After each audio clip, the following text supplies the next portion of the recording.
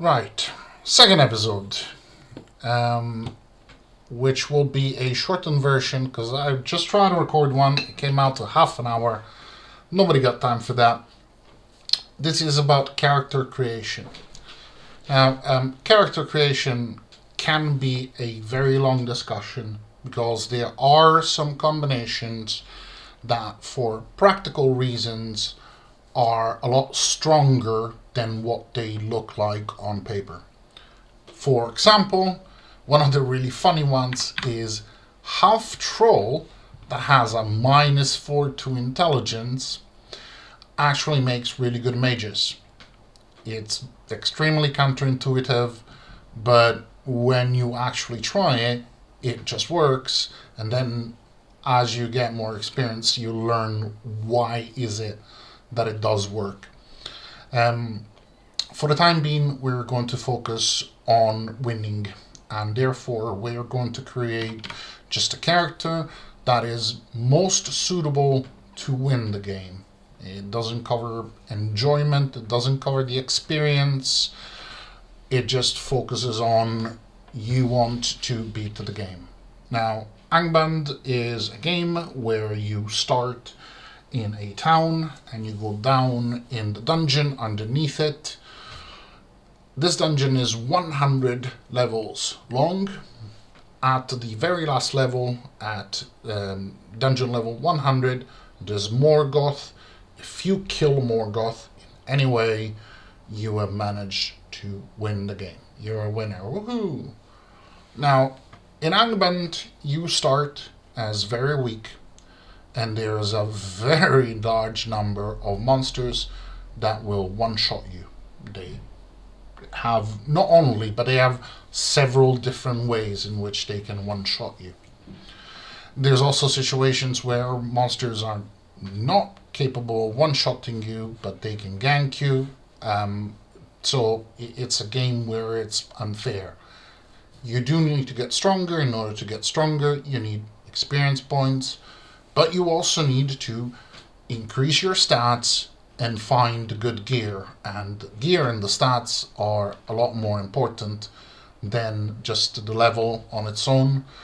If you are a level 50, but you have the gear of a level 1, you're not going to be able to beat the game. You do need everything in order to really be able to dominate the dungeon and beat it. There are very different methods that you can go about this, but there is one that is better than all the others. There's one particular fighting tactic that is better than the others, and the reason is that as you go down the dungeon, you will find better and better gear depending on how deep you are in the dungeon. But the vast majority of times, the gear always shows up too late, meaning that when you find the thing that allows you to kill dragons, you've already had to deal with dragons for a long time. So there's a lot of monsters that you cannot fight, at least when you start. They're too strong for you. You don't have the specific thing that allows you to fight them, and therefore you need to find a way to not fight them. It's either you go the other way around, or you try to tiptoe and not wake them up as they're sleeping, or you can just use teleport other. Now I've made a little character with the cheat that's built into the game. This character is level 50, all the stats are at maximum. He resists pretty much everything, and we're just going to find something that suits our purpose. Now, Angband has an unfair mechanic, among many others, which is that sometimes you can target a monster, but the monster cannot target you. In this particular case, I can see everything straight up, and I can shoot an arrow if there's a monster there. But when you are 2 up and 1 sideways, I can also shoot these two mobs. I can shoot arrows at them. I can cast spells. Now, these are really not strong monsters. This is not particularly strong either, especially for, a character is all capped. This one's a unique, but it's a rather low level unique. And we have one spell which is absolutely dominant in this game. It is Teleport Other. Teleport Other, if I cast it and then I use the bracket sign or the apostrophe sign to target the nearest monster, it's the key next to enter. I have cast it, and that grey wraith has disappeared. Now I'm gonna pop the map. The wraith is not dead. It's been teleported a distance depending on my character level. I am character level 50, therefore it will be very far, probably somewhere around here. It was there, it got teleported. It can chase me. It can, as I do actions, as I move, it can tick and move up back to the dungeon and try to get me. And some monsters will chase you a lot more than others. Like Morgoth always chases you from everywhere, and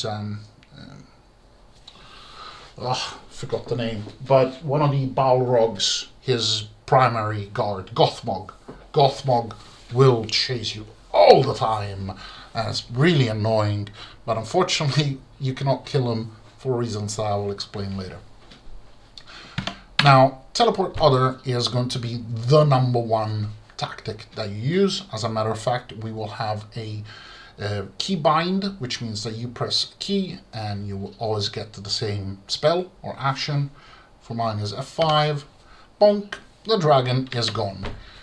Again, he's not dead, but he's not my problem anymore. And if I want to get to an object, but I cannot kill the monster that is defending that object, I can just teleport it away. Now, mages have something, they're considered pure casters, so they have a special ability which isn't written anywhere, and that is that they can cast spells at 0% fail. If you're not a pure spellcaster, for example, you're a rogue or a ranger or a paladin, the best you can do is 5% fail. That means, in theory, means 1 out of 20. In practice, you'll see the random number generator is in this game. But you can get to a moment where you have 0% fail on Teleport Other, and it means that you can get rid of any monster whatsoever with one spell. Now, there is going to be another aspect, and I do need to cover it now because I don't really want to be jumping back and forth, and it is part of the same concept, and is that this character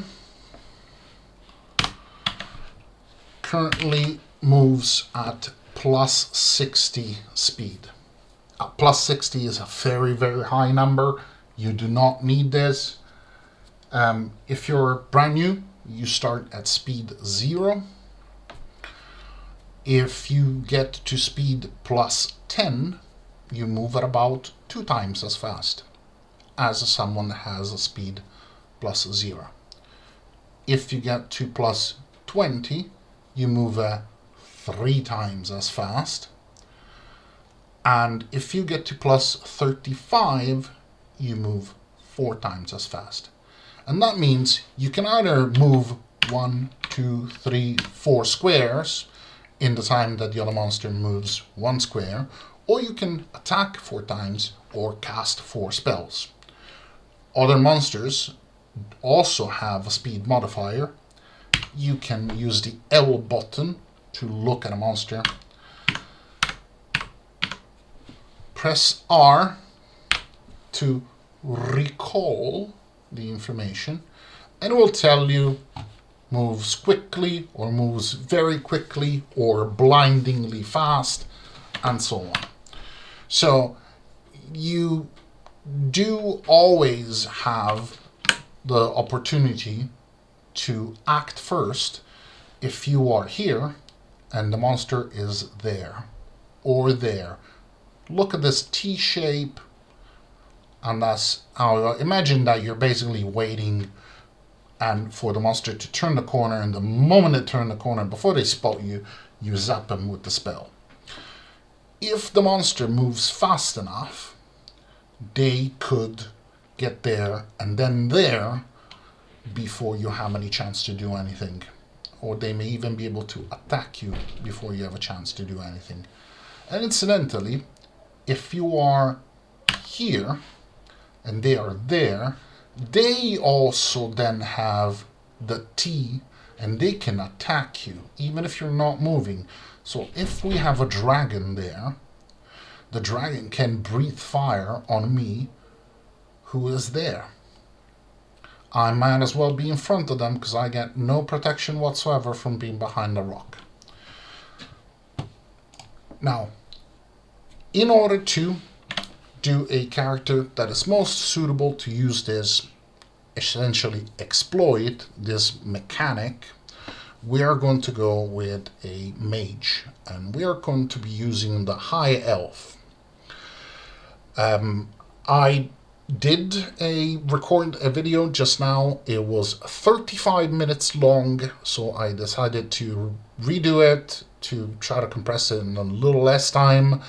I'm not going to go into the details of everything that this means. There is a lot to be said, but essentially the high elf has two great advantages. One is that you will see straight away invisible creatures. And the reason why I'm telling you to use the high elf is that I do not want to have to explain to you why you died just like that. You're like, I was in the dungeon and then poof, I was dead. Yeah, you were. Okay, you were dead. Sorry. There are invisible monsters in this game. You will very easily have the ability to see invisible creatures later on. It's really convenient to have it off at the start. And also, you do find very, very early on rings that will allow you to see invisible. And you can use 2 rings. But in order to really exploit the mechanics of the game, we are going to be using those rings, both of them, either for intelligence or speed. So we'll create a high elf and we'll create a mage. As you notice, the bonus to intelligence has changed. This is because you get a set of bonuses from your race, a set of bonuses from your class, and then they get squished together. High elf, mage, we have those special abilities. Remember at the start, press the equal key. Rand darts, do not increase gold drops, do not start with useful gear.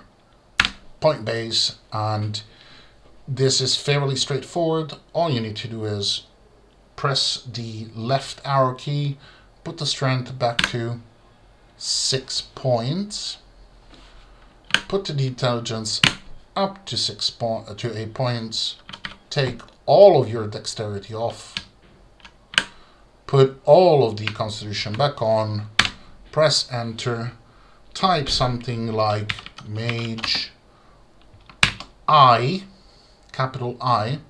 I'm not actually going to do this because I already have one. I don't want to screw up my game. But do this, yes, and off we are.